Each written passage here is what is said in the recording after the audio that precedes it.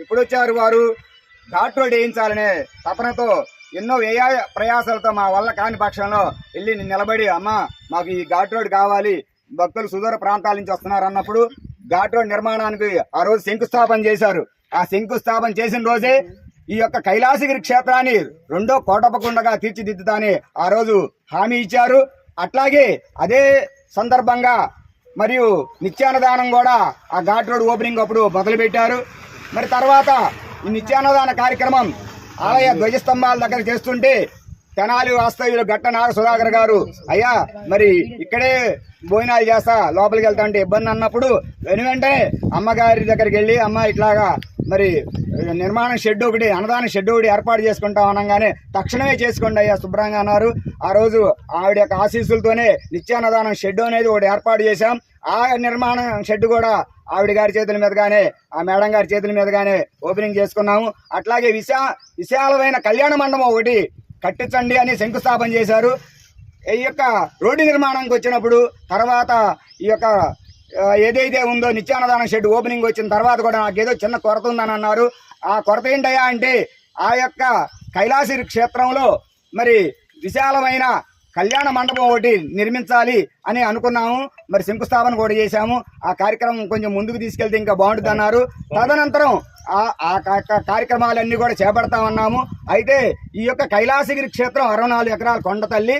మరి ఇంతవరకు కూడా వ్రాతపూర్వకంగా మాకేం లేదమ్మా. మరి మీరే మా రోజుల్లో గతంలో జిల్లా పరిషత్తులో పెట్టి మరి ఈ కొండను ఆపారు.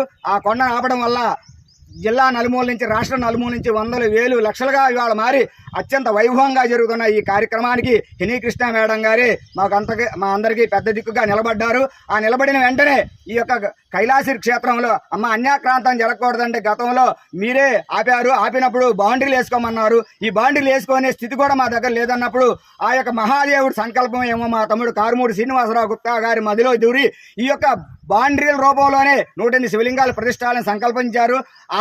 ఆ యొక్క కైలాసనాథేశ్వర స్వామి వారికి బౌండరీగా కైలాసనాథేశ్వర స్వామి శివలింగ రూపంలో ఆయన ఆస్తి కాపాడుకోవడానికి ఆయనే నిలబడ్డారు.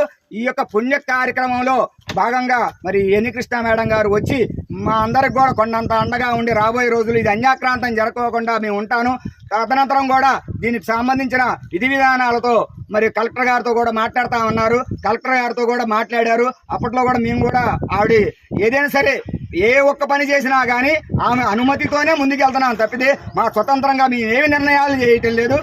కావున భక్తులందరూ కూడా ఇది గమనించి దేవాలయానికి దేవుడు అందరికీ దేవుడు అన్నట్లుగా ఆ మేడం గారు ఈ యొక్క కైలాసగిరి క్షేత్రంలో మరి రీసెంట్ గా కూడా అన్నాం జిఏ పైప్ లైన్లు ద్వారా వాటర్ వెళ్తున్నామా అది అగ్నికి అవుతుంది అనగానే వెంటనే పోయిన సంవత్సరం కానీ ఈ సంవత్సరం కానీ 150,000 తగ్గుకోకుండా శివరాత్రుల డబ్బులు ఆవిడ పోయిన సంవత్సరం 150,000 ఈ 150,000 అది మేము త్రికంఠంలో ఈ యొక్క పైప్ లైన్ వితరించడానికి మేము వాడాము.